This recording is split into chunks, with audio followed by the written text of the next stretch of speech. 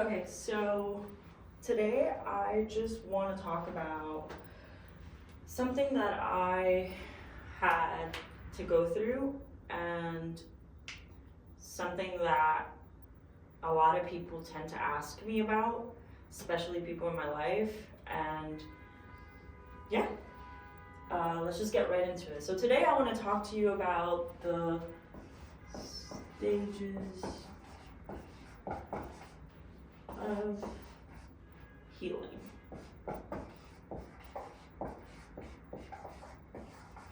hope this is a dry erase marker.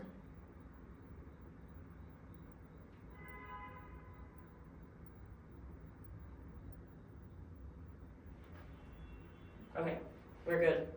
So let's start with number one. So the first stage is to get present, right? So the reason why you want to get present is because you want to become aware of your feelings. Okay, so once you start to become aware of the feelings that are not letting you heal, then that's when you can tackle them. So you gotta name it to tame it. Okay, so when you become aware of the feelings that you're having, after becoming present, then you can name it to tame it. Then you can start to actually tackle the feelings that you're having so that you can heal. Because if you don't even know the feelings that you're having, you don't know the names, you don't know where it's coming from, where in the body do you feel it the most, where it started, where it originated, then how are you going to even solve it, right? How are you going to even get through them, right? So once you become aware of the feelings, then you can tame them, right? And that's where you get to stage number two. That's when you can actually start to solve the emotional baggage. Baggage. Did I spell that right? Or is it with two G's? Correct me in the comments. Baggage. So yeah, so you start to solve the emotional baggage, right? So first you become present, you become aware of the feelings, right? And then you name it to tame it. So tame it is number two, right? You already named it, you became present and you were able to name them. So then now you're going to solve the emotional baggage. And how do you do that? This is when you start to, so you name the feelings, right? You start to work with a therapist or a coach. I tried therapy, and for the longest time, I felt like it was keeping me stuck in the problem.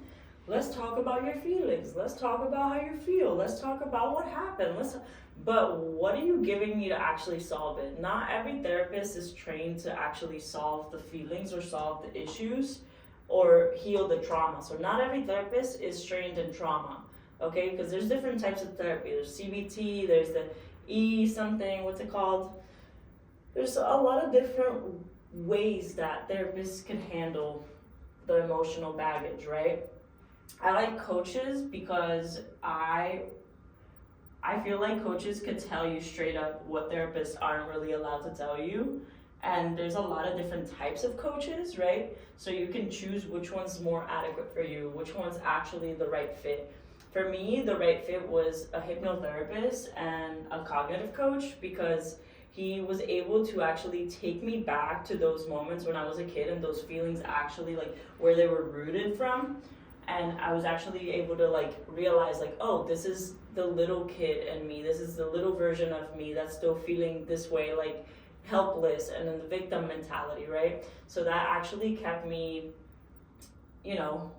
checking up on what actually was the root of the problem. And then the NLP really helped a lot. The neuro-linguistic programming helped a lot because then I started to see how those words and those things, like how I was relating to them and how it was impacting my mind, right? So when I became aware of that and became aware that I was like actually identifying with the feelings and the thoughts, and I wasn't actually just observing, I was actually being that, and that's who I was, and I was like the victim and I was the product of that. Once I realized that, I was able to actually disconnect from the feelings and the thoughts, right? So when you think about it, right, like I'm gonna go right over here, you are not your feelings or thoughts. So then what are you? You're actually the observer. You are the one watching and seeing everything. You are not the sadness. You are not, oh, I want to eat a burger today. You're not that, right? You are way more than that. You are tangible, right? You are what's observing. You are the observer of the feelings and the thoughts, right? So once you learn to not identify with the feelings or the thoughts, that's when you can actually start to become present, become aware of the feelings, name it to tame it, and solve the emotional baggage of the past, right? So once you start to solve the emotional baggage, you can even start to become more present.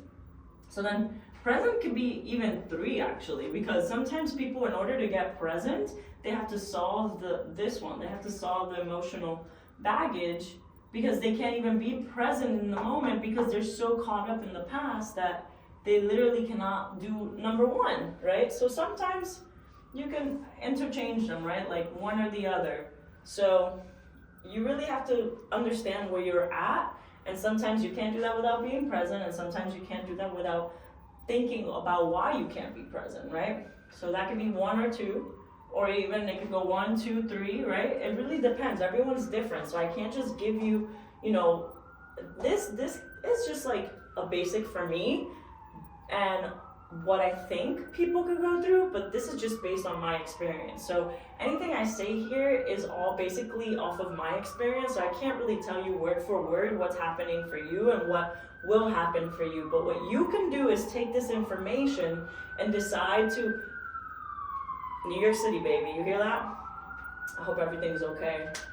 But you can actually just start to see like where you're at, and try to like take like audit your life and see what's going on, right? And then go from there.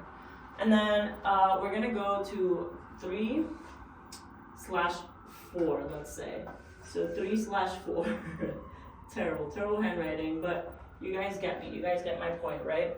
So 3/4, right, is when you start future pacing. Future pace, okay? And what does that mean, right? So you start to create the feelings that you want in the future. Create feelings in the future. And what do I mean by that, right? So if you want to live like a fulfilling, a happy, peaceful, fulfilling, peaceful life, right?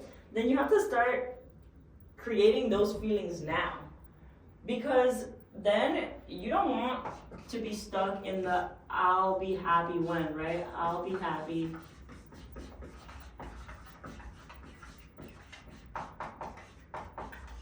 This is a trap. You don't want to be here. This is where you don't want to be. I'll be happy when I graduate. I'll be happy when I have a family. I'll be happy when I make X amount of money. Because all you're doing is you are practicing not being happy right now, right? You're practicing the opposite, because that means that you're not happy now. You're telling yourself, I'm not happy until I do this, right? So all that time you're practicing, I'm not happy, I'm not happy, I'm not happy. Once you achieve it, how are you gonna all of a sudden be happy? You're gonna be happy for just a blip, just a small moment. You're not gonna be happy for a long time because you haven't been practicing how to be happy, how to be fulfilled, how to be at peace, right, with the moment of now.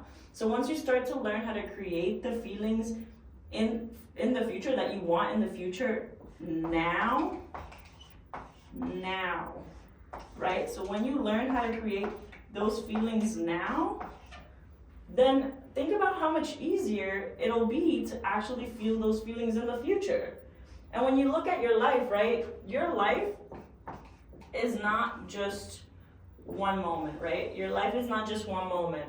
Your life is a compilation of a bunch of moments, right? Like you have a bunch of days, right? So when you're sitting in your deathbed, right, and you're like, thinking and you're like about to die, right? You're thinking about not just one day, right? You're not thinking about the one day you were happy or about the one moment that you felt fulfilled. You're gonna think about the compilation of your entire life, right? You're gonna think about everything that you've experienced and all the things, and the highlights are gonna come up, right? The highlights are gonna be like the good moments, the bad moments, the intense moments, right? Those are the ones that you're gonna start to focus on when you're in your little deathbed, and everyone's like, Grandma, like, what was your favorite moment? You're gonna think about all the happy moments when you got married, when you had your kids, when you finally got the house, right? But these are a bunch of moments. They're not just one day, right? So you don't want to just be happy the one day I'll be happy when, right? You want to be having more moments, more good feelings overall, so that you can have a good life, a happy life, right? So just to break it down and, make it easier for you guys to kind of like assess where you're at, right? Is, do you have the ability to be present?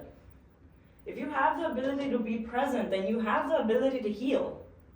Because that's the first and kind of the only step.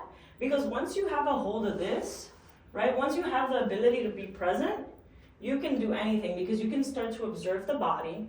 You can start to observe the feelings and how are things making you feel, and that's when you can start to weed out what doesn't make you feel good and start focusing on the feelings and on the things that make you feel good. You should always have a list. This is always really good for, getting to a good place in life. Have a list of things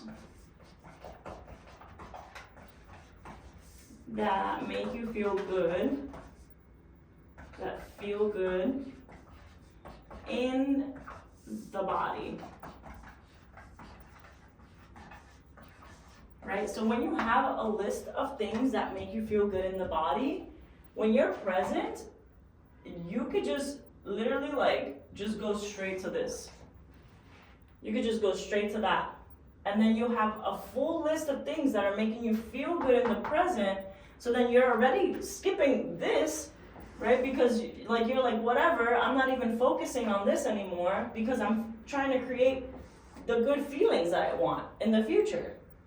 So when you hop over and you go over to this, honestly, this is important. I'm not gonna lie to you. It's important to let go of what's keeping you back.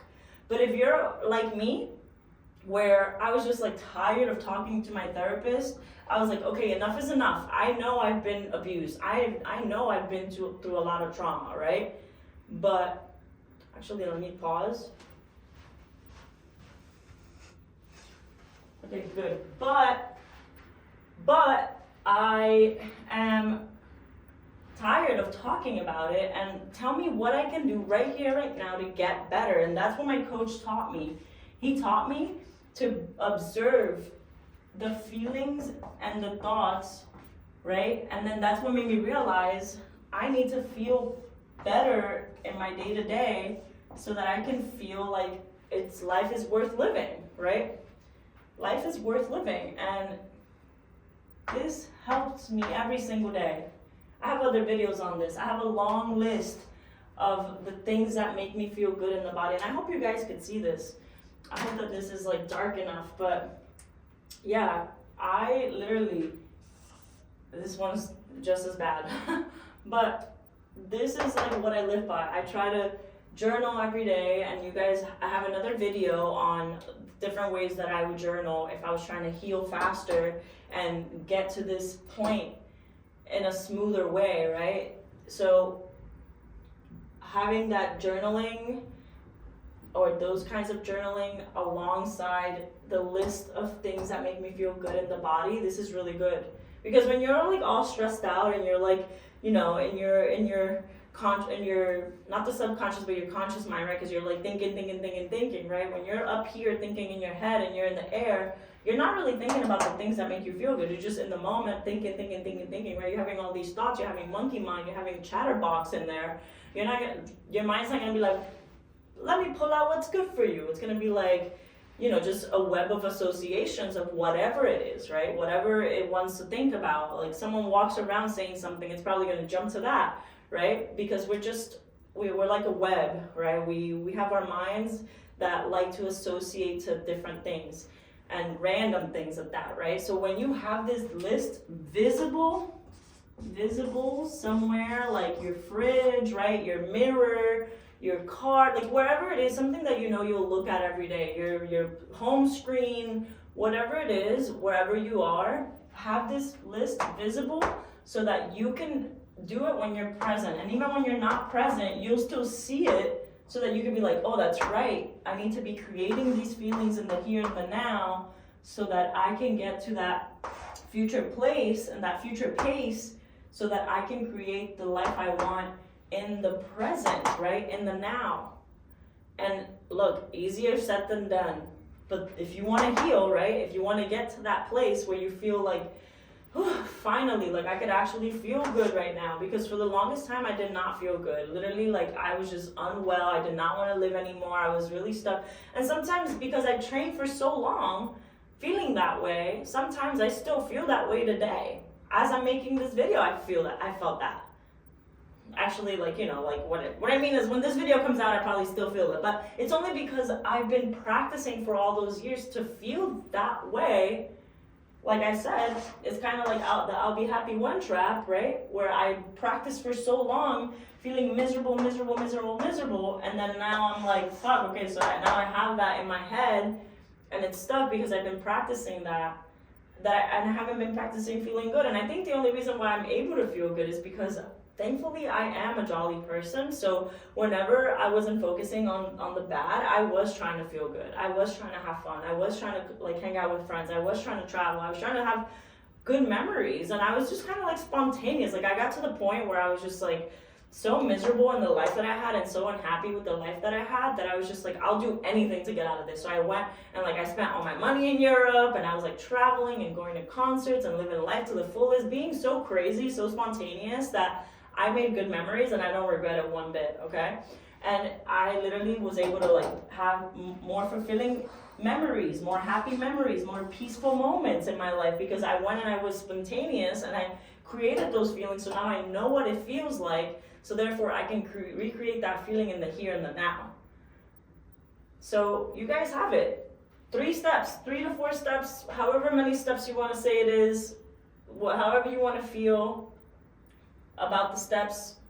It just is what it is. It is what helped me get there. It is what helped me feel like I'm healing, to create a community of people that are healing, that are trying to get somewhere, that are trying to actually, get to a place where they feel good and they can actually, have a good life overall. So if you're really ready to start healing, you'll start to notice that you'll start to do these things like without thinking about it. People that don't want to heal don't even sit there and think about this and watch this video. Okay, so if you're watching this video, that's already something. That should already tell you a lot about yourself and where you're at in life and what you're ready for, okay? Because, like I said, people that don't want to heal, people that don't care about it, people that want to suppress that and not think about it, that they're just okay living with the life they're living, then that's that. Let them live that life, but that's not you because you're here, right? So if you're here watching this video about the stages of healing and how you can kind of expedite it, it will come. It does go up and down. It does go up and down. But look, I have people that, I know people that are old, that are way older than me, later in life, and they're taking advice from me. And they're asking me how to do things because they're still stuck. Because they didn't realize all of this, because they weren't lucky enough to like talk to a coach like I was, right? Because I was searching for something else. I was searching for something bigger than myself, something that could make me feel different. I was so tired of the therapy. I was just like, fuck that. That's not for me. But like, I'm not knocking that. Some people do need to talk about it to get rid of the emotional baggage, okay? So if you need to talk and you need to get it off your chest, go talk to a therapist. I'm not knocking that, okay? I'm just saying it wasn't for me in that moment. I was ready for the next level, which was a coach that helped me understand and get into NLP and hypnosis. Because wow, like the way that these two helped me, the way that they changed my life, I could not believe it. Like if it weren't for these two things, and everything's different, right? It works differently for everyone, okay? Like I'm not saying there's one secret formula to every person, right? Everyone's different. Things impact everyone differently. So you need to just go try all the things until you find what works for you, okay? Because you need to build a tool belt with a bunch of tools, right, that you could use, so then you can pull out whatever works, and you know whatever works because you've tried it and you know what it's like, and use whatever it is that you need to get to the next level to solve whatever problem you're having, right? And what I loved about this the most is that I wasn't just like dealing with my problems, right? Whenever I go and I do sessions, right, with my coach, I work on, I hope you guys can see this, but I solve a problem,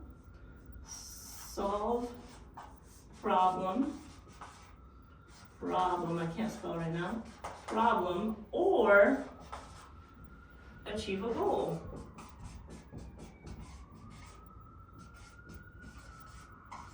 I literally can't spell right now, guys, forgive me, but either I solve a problem or achieve a goal. That's what I'm working on in each session, which is beautiful if you think about it, right? Because if I'm stuck in my problem mindset, he got me.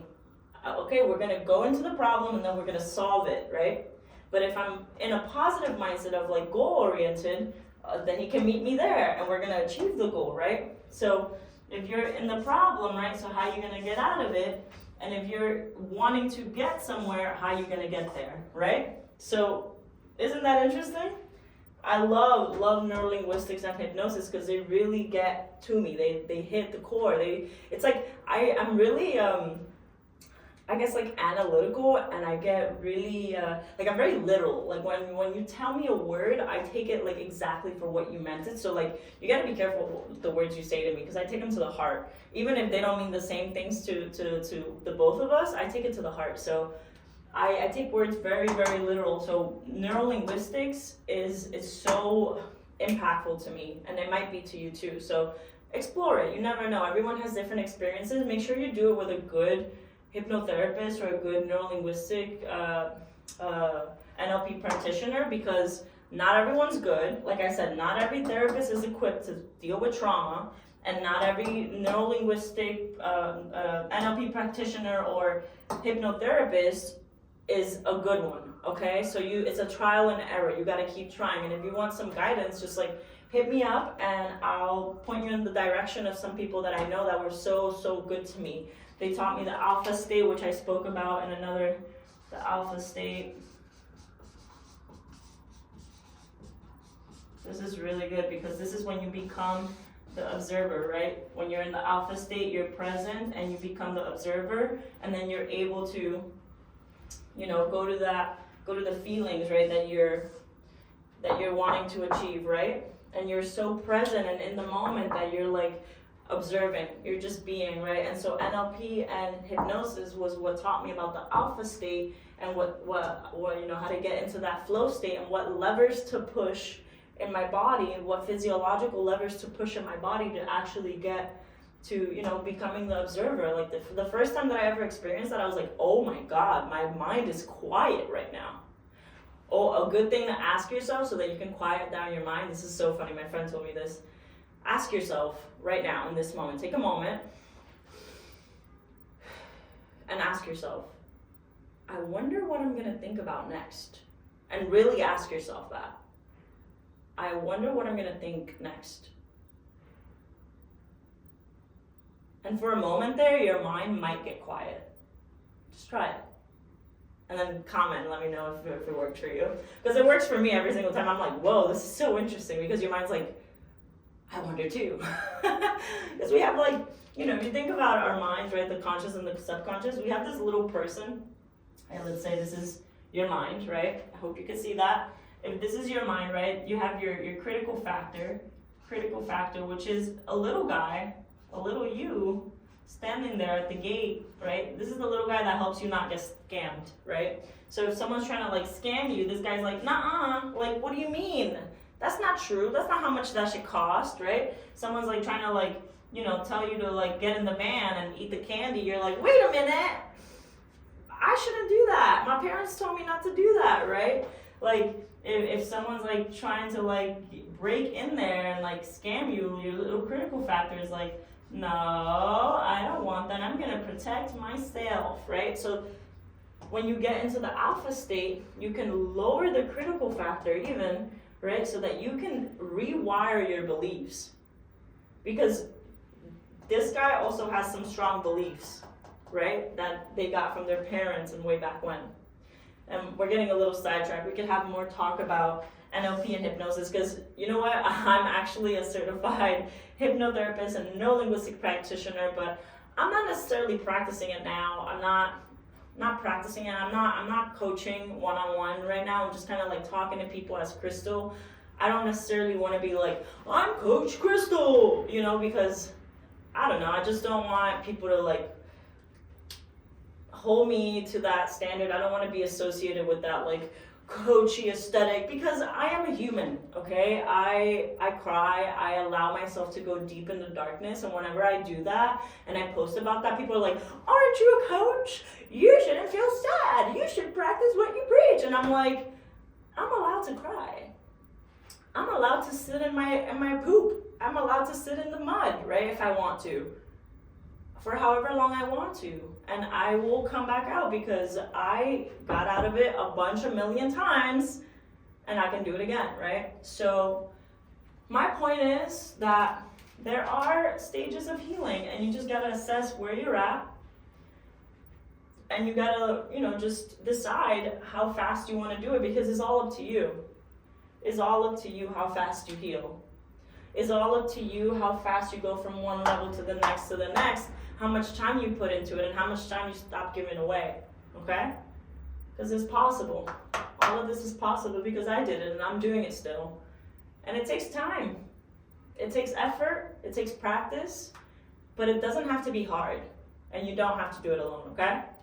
So if you have any more questions, any thoughts, or any comments or ideas, let me know. I have more videos coming out and like this, and I just love doing this. I love talking, I love yapping and telling you my knowledge. So just join me, watch more videos and let me know what you think, and I'll see you on the next one. Peace.